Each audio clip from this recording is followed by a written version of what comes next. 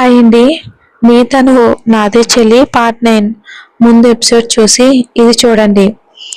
Reddy car అక్కడే ఉండగానే లోపలికి పరిగెత్తిన ప్రీతి డైరెక్ట్గా జానకి ఉన్న రూమ్లోకి వచ్చింది. తల్లిని చూడగానే ఆనందంగా హత్తుకుని అమ్మా ఎలా ఉంది అని అడిగింది. బాగున్నాను తల్లి, ఎక్కడికి వెళ్ళావు? ఫ్రెండ్ దగ్గరకు అని చెప్పింది ప్రీతి. జానకికి తోడుగా ఉంచిన మేట్తో అమ్మ ఏమైనా తిందా అని ప్రీతి అడిగితే ఆ అని తలూపింది ఆవిడ. తల్లి కూతురు అప్పుడప్పుడు విరాట్ బాబుతో సంతోషంగా ఉన్న ప్రీతి జీవితంలో అనుకోని పెను తుఫాన్లా ఒక ఆపద క్యాన్సర్ రూపంలో వచ్చి వాళ్ళను చుట్టుముట్టింది. ఎంత అందంగా బొద్దుగా పొడవు జడతో ఉండే జానకి ఇలా సన్నగా జుట్టు ఊడిపోయి ఇలా గుండెతో ఉండటం చూసి ప్రీతి గుండె బరువెక్కిపోయింది. తల్లిని చూసి కళ్ళ ముందు ఉన్న నిజాన్ని నమ్మాలో లేక తను చూడని చెవితో విన్న నిజాన్ని నమ్మాలో అయోమయం స్థితిలో ఉంది తను. చందమ్మ, విరాట్ బాబు విషయం చెప్పావా? లేదు అని అంది తల వంచుకుని. ఒకసారి మాట్లాడు తల్లి, నాకు విరాట్ బాబుని చూడాలని ఉంది అని అనగానే ప్రీతి కళ్ళల్లో కన్నీళ్లు. ఏమైంది తల్లి అంటూ జానకి గారు కంగారు పడుతూ ఉంటే తల్లిని హత్తుకుని విరాట్ బాబుకి ఏదో వర్క్ ఉందని ఢిల్లీ వెళ్ళాడమ్మా, ఇంకొక 1 మంత్ అవుతుందంట అని అనగానే నిరాశగా మారింది జానకి ముఖం. తల్లి బాధ చూడగానే ప్రీతి మనసు బాధపడుతూ నీకెలా చెప్పాలమ్మా, నీ కూతురు వేరే దారిలోకి వెళ్తుంది, తప్పో ఒప్పో కానీ నీ క్షేమం కోసమే చేస్తుంది అని లోపలే కుమిలిపోతుంది. జానకిని చూసి లోపల కోపం, బాధ, ఏడుపు. నాకే ఎందుకు ఇలా జరగాలి అని అనుకుంటుంటే జానకి టాబ్లెట్ల ప్రభావంతో నిద్రపోతూ ఉంటే ఆంటీ అమ్మని చూసుకోండి, నేను ఒక 3 days లో వస్తాను అని చెప్పి తల్లి నుదుటి మీద ముద్దిచ్చి బయటికి వచ్చింది ప్రీతి. రెడ్డి సార్ ఈవినింగ్ వస్తాను అన్నారుగా అని అనుకుంటూ హాస్పిటల్లో ఉన్న క్యాంటీన్కి వచ్చింది. కాఫీ ఆర్డర్ చేసుకుని తాగుతూ ఉంటే ఒక వ్యక్తి వచ్చి ప్రీతి ముందు కూర్చున్నాడు. అతన్ని చూసి చూడనట్లే ఉంది తను. చందు అని పిలిచాడు ఆ వ్యక్తి. ఎందుకొచ్చావు అని చందు కోపంగా అంటుంటే అసలు ఏం జరిగిందో తెలుసా అని అతను అంటుంటే అవసరం లేదు అని కోపంగా లేచి బయటికి వచ్చి అటో ఎక్కింది ప్రీతి. చందు ఆగరా, నా మీద కోపం ఉంటే చెప్పరా ప్లీజ్, నేను చెప్పేది విను అంటూ ఆ వ్యక్తి ప్రీతి వెంటపడుతూ అతను కూడా ఆటో ఎక్కాడు. చందు, నువ్వు నా లవ్ యాక్సెప్ట్ చేయకపోతే నేను చచ్చిపోతాను అని రోడ్డు మీదకు వచ్చి ఒక కారుకు అడ్డంగా పోతూ ఉంటే ప్రీతి ఇరిటేట్గా ఫీల్ అవుతూ ఆటో డ్రైవర్తో అన్నా నువ్వు పోనివ్వు అని అంది కోపంగా. చందు, వినవే అని గట్టిగా అరుస్తున్నాడు అతడు. ఆటోలో నుంచి వెనక్కు కూడా తిరిగి చూడలేదు ప్రీతి. 2 సార్లు అరిచాడు. సడన్ గా ఒక పెద్ద సౌండ్ వచ్చింది. ప్రీతి ఆటోలో నుంచి చూస్తూ ఉంటే ఆ వ్యక్తి రక్తపు మడుగుల్లో పడున్నాడు. భయంగా అతన్ని చూస్తే ఆటోలో నుండి నో అని గట్టిగా అరిచింది ప్రీతి. కళ్ళు తెరిచి భయంగా చుట్టూ చూసింది. అదే క్యాంటీన్లో తన ముందు టీ ఉంది. చుట్టూ ఉన్న కొందరు తననే వింతగా చూస్తున్నారు. ఛ, మళ్ళీ అదే డ్రీమ్ వచ్చిందా? పట్టపగలే ఇలాంటి కలలేంటో. అయినా నాపై ఎంత ప్రేమ చూపించేది విరాటే కదా, మరి అతని ఫేస్ ఎందుకని నాకు కలలో కనిపించదు అని అనుకుంటూ అక్కడే చాలాసేపు కూర్చుంది బాధగా. రాత్రంటే ఏదో అలా గడిచిపోయింది. బట్ ఈ రోజు రెడ్డి నన్ను ఏదో ఒకటి చేస్తాడు దిగులుగా ఉన్న ఆమె టైం చూసింది. ఇక 2 అవుతుంది. అలా బయటికి వెళ్దాం, వెళ్ళి ఏటీఎంలో మనీ తీయాలి అనుకుని తన బ్యాగ్లో ఉన్న కార్డ్ తీసుకుని హాస్పిటల్కి ఎదురుగా ఉన్న ఇక ఏటీఎంలో 10,000 డ్రా చేసుకుంది. బ్యాలెన్స్ ఎంత ఉన్నాయో చూసేసరికి 10 లక్షలు ఉన్నాయి. గుండె ఆగిపోయింది ప్రీతికి. భయంగా నాకు ఎవరన్నీ డబ్బులు వేశారు అని అనుకుంటూ 2 నిమిషాల్లో బల్బు వెలిగి నా నెంబర్ రెడ్డి సార్కి ఇచ్చాను, అతనే వేశాడేమో అనుకుని 1 lakh రూపీస్ విత్డ్రా చేసి హాస్పిటల్కి వచ్చి డాక్టర్ని కలిస్తే జానకి టోటల్ బిల్ మొత్తం పే చేశారని ఉంది. ఒక్కసారిగా ప్రీతి అవాక్కయ్యి ఎవరు అని అనగానే ఆన్సర్ చెప్పలేదు డాక్టర్. ప్లీజ్ ప్లీజ్ చందన గారు, నేను ఈ విషయం చెప్పొద్దు అని చెప్పాడు అతను. ఎవరు సార్ అని కోపంగా అడుగుతూ ఉంటే, ప్లీజ్ చంద్ర వెళ్ళు అని డాక్టర్ అనడంతో ఇక అనుమానంగానే ఆ రూమ్ నుంచి బయటకు వచ్చి జానకి దగ్గర కూర్చుంది. ఈవినింగ్ వరకు ఇక జానకి మేల్కొంది. ఇద్దరు మళ్ళీ కబుర్లలో పడిపోయారు. చాలాసేపు ఆమెతో టైం స్పెండ్ చేసి ఈవినింగ్ 5కు బయటకు వచ్చింది ప్రీతి.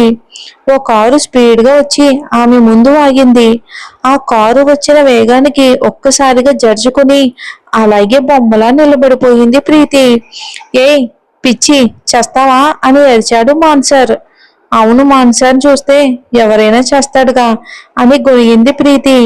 ఆమె మాటలు అర్థం కాలేదు గాని అందమైన పెదవుల కదలికలు ముద్దుగా ఉండేసరికి అతని కోరికలు తారాస్థాయికి చేరాయి. కారు రివర్స్ చేసి కమ్ అని అనగానే పరుగున వచ్చి కార్ డోర్ తీసి కూర్చుంది. డోర్ క్లోజ్ చేయగానే ఏ మాత్రం ఆలస్యం చేయకుండా ఆమెను ఒడిలోకి లాక్కుని ఆమె రెండు కాళ్ళ మధ్యలో తనని లాక్ చేసేలా పెట్టుకుని పెదవులను జత చేశాడు రెడ్డి. గిట్టెన వాళ్ళ ముద్దుకు ఒక్క రోజులోనే అలవాటైన ప్రీతికి అతను చేస్తున్న తీపి గాయాలకు కళ్ళల్లో నీళ్లు తిరిగాయి. మళ్ళీ ఏడిస్తే ఇంకొక తలనొప్పి అని అనుకుని కళ్ళు గట్టిగా మూసుకుని రెండు చేతి పిడికిళ్ళు గట్టిగా బిగించింది ప్రీతి. ఆమె పెదవంచున తీయగా గాయం చేసి వదిలి కళ్ళల్లోకి సూటిగా చూశాడు రెడ్డి. బెరుకుగా తలదించుకుంది ప్రీతి. ఆమె చేతులు తన మీద వేసుకుని ప్రీతిని ఆఫీస్లో జాబ్ చేస్తావా అని అడిగాడు. తను సరే అన్నట్లు తలూపింది. లుక్ ఎట్ మీ అని గద్దించింది సింహం. ఒక్కసారిగా అదురుకుని భయంగా చూస్తూ ఉంటే, నీ సర్టిఫికేట్స్ ఎక్కడున్నాయి? మా ఊళ్ళో అని అంది ప్రీతి. ఓ, మెటల్ సామ్రాజ్యమా, అదెక్కడుందో అతను వెటకారంగా అంటూ ఉంటే కోపం వస్తుంది ప్రీతికి. సైడ్ స్మైల్ ఇచ్చి కమన్ చెప్పు, మీ విలేజ్ ఎక్కడా అని మళ్ళీ అడిగాడు. ఖమ్మం డిస్టిక్ అని అంది వణుకుతూ. ఆమె చేతిని పెదవులకు ఆంచుకుని ఖమ్మం పక్కన లేదు సార్, భద్రాచలం అని చేతిని వెనక్కి లాక్కుంది. ఏ చుప్, ఇలా ఉండనివ్వవే, నాకు ఇలానే బాగుంది అని ఆమెను దగ్గరికి లాక్కున్నాడు. ఆమెకు ఒక్కసారిగా ఎబ్బెట్టిగా అనిపించింది. సార్, నాకు ఎలా ఇబ్బందిగా ఉంది, సీట్లో కూర్చుంటాను అని అంది చాలా లో వాయిస్ తో ప్రీతి.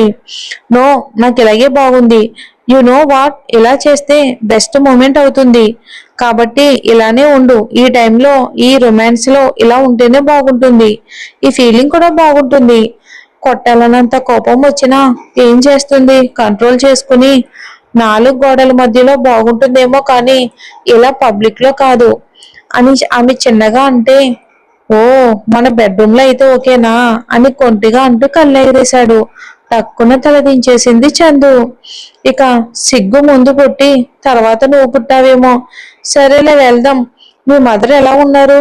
బాగుంది అని చెప్పింది ముక్తాసరిగా. ఏ పిచ్చి, ప్రీతి నీ వైపు చూసి స్ట్రైట్ గా మాట్లాడినప్పుడు ఆన్సర్ స్ట్రైట్ గా నువ్వు నాకు చెప్పు, లేదంటే నాకు ఎక్కడో కాలుతుంది. పో పో, నీ ప్లేస్ కి పో అని కసిరి ఆమెను విసిరినట్లే తోశాడు. మాన్షర్ అని తిట్టుకుని సీట్లో కూలబడింది. ఊపిరి పీల్చుకుని వాటర్ కోసం చూసింది. ఎదురుగా బాటిల్ కనిపించింది. దానిని ఆత్రంగా అందుకుని క్యాప్ ఓపెన్ చేసి భయంగా రెడ్డిని చూస్తూ ఉంటే హ్యావ్ ఇట్ ఓకే అని తల ఊపి గడగడా తాగేసింది. ఏ స్లోగా, నా కోరిక తీర్చకుండానే పోతావు, కేర్ఫుల్ అని అంటే రెడ్డిని కోపంగా చూసి బాటిల్ అక్కడే పెడుతూ ఉంటే బయటకు విసిరేసే బాటిల్ అన్నాడు. ప్రీతి అర్థం కానట్లు చూస్తుంది. నువ్వు యూజ్ చేసింది నేను యూజ్ చేయను అని బయటపడేశాడు. అతని బిహేవియర్ తనకి అర్థం కాక అయోమయంగా ఉంటే కారును ఫాస్ట్ గా టర్న్ చేశాడు. రెడ్డి తిప్పిన స్పీడ్ కి అతను ఒడిలో పడింది ప్రీతి. మళ్ళీ రివర్స్ చేస్తూ ఉంటే ఇటు సైడ్ తన సీట్ లో పడింది. బాబోయ్, మాన్సార్ ఏంటి, ఈ డ్రైవింగ్ ఏంటి అని గట్టిగా అరిచింది. కారు సడన్ గా ఆపాడు. మళ్ళీ ముందుకు పడి ఆగింది. రెడ్డి పట్టుకునేసరికి కోపంగా రెడ్డిని చూస్తూ ఉంటే, ఏంటి బేబీ, భయం వేసిందా కారు అలా చేస్తే అని చెంపనిమిరాడు. తల పక్కకు తిప్పుకుంది. వీళ్ళ ముందుకు ఓ కారు వస్తూ ఉంటే రెడ్డి కన్నింగా నవ్వుకుని ఇద్దరి సైడ్ ఉన్న గ్లాస్ దించి ఆ కారులో ఉన్న వ్యక్తి చూసేలా ఆమె పెదవులను టచ్ చేసి వదిలాడు. ఆ కారులో ఉన్నది ఒక లేడీ. ఆ సీన్ చూసి బిగుసుకుపోయింది. ఏంటి, ఈ రెడ్డికి ఈ పల్లెటూరు బయట నచ్చిందా? ఛే అని అనుకుని కోపంగా వెళ్ళిపోయింది. రెడ్డి కన్నింగా నవ్వుతూ కార్ని సరాసరి తన ఆఫీస్కి పోనిచ్చాడు వేగంగా. గంటలో అక్కడికి చేరారు. అతని వెనుకే ప్రీతి. పద పదంతస్తుల పెద్ద భవనం. 7th ఫ్లోర్ లో రెడ్డి చాంబరు. సాఫ్ట్వేర్ కంపెనీకి ప్రస్తుతం బాస్ తనే. అతనికి పిఏగా మన ప్రీతి అపాయింట్ చేసుకున్నాడు. ప్రీతి చేతిలో హ్యాండ్ బ్యాగ్ ని గట్టిగా పట్టుకుని ఎవరిని చూడకుండా అతని వెనుకే నడుస్తుంది. అందరూ లేచి గుడ్ ఈవినింగ్ సార్ అని విష్ చేస్తూ ఉంటే ఎవరిని కేర్ చేయకుండా ఫైల్ తీసుకుని నా ఛాంబర్కి వచ్చేసాయి అని మేనేజర్ కి చెప్తూ అందరినీ సీరియస్ గా చూస్తూ లోపలికి ఫాస్ట్ గా వెళ్ళిపోయాడు. బట్ ప్రీతిని ఓ 4 జతల కళ్ళు గుడ్లు అప్పగించి చూశాయి. అది రెడ్డి కంట్లో అయితే పడింది. ఇక వాళ్ళ పని అవుటు. ఇక అర్జున్ ఛాంబర్కి వెళ్ళగానే తుఫాన్ వచ్చి వెళ్ళిపోయినట్టు అయ్యింది. స్టాఫ్ అందరూ గట్టిగా ఊపిరి పీల్చుకుని తమ సీట్లో కూలబడి "హ్మ్, ఏమన్నా అందగాడు, అంతకు మించి రాక్షసుడు. వర్క్ మీద తప్ప మరొకటి ఉండదు. పని రాక్షసుడు, చంపేస్తాడు యాటిట్యూడ్ తో అని అందరూ రెడ్డిని తిట్టుకుంటున్నారు. బాబు క్యారెక్టర్ ఎంత బ్యాడ్ అయినా వర్క్ విషయంలో సిన్సియర్. ఇక లవర్ బాయ్, రొమాంటిక్ బాయ్ అని బయటకు అసలు తెలియదు. అందుకే మన్మధుల్లా ఉన్న మిస్టర్ ప్రవరాకిడు అంటారు లేడీ స్టాఫ్ అంతా. వర్క్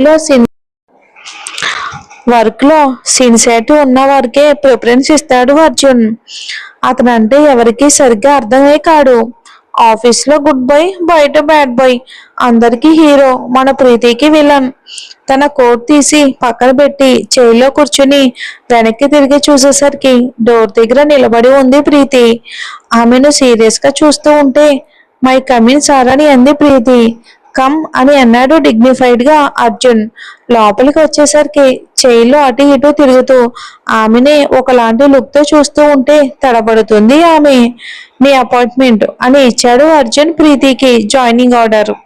అతని టేబుల్ ముందుకు వచ్చి చెయ్యి చాపింది. కొంచెం వెనక్కి లాగాడు. 2 అడుగులు ముందుకు వేసింది. ఆమెను మీదకు లాగుదాం అనుకునే లోపే ఎవరో డోర్ లాక్ చేశారు. వెంటనే అలర్ట్ అయ్యి కమిన్ అని డోర్ బ్రజర్ ప్రెస్ చేశాడు. నువ్వు వెయిట్ చేయి అని తన ఎదురుగా ఉన్న చైర్ చూపించాడు మన రెడ్డి. మరి ఏం జరుగుతుందో ఏంటో. మన బాస్ కి అయితే పిఏగా పెట్టుకున్నాడు ప్రీతిని. దీని ముందు ఎపిసోడ్స్ కూడా చూడండి.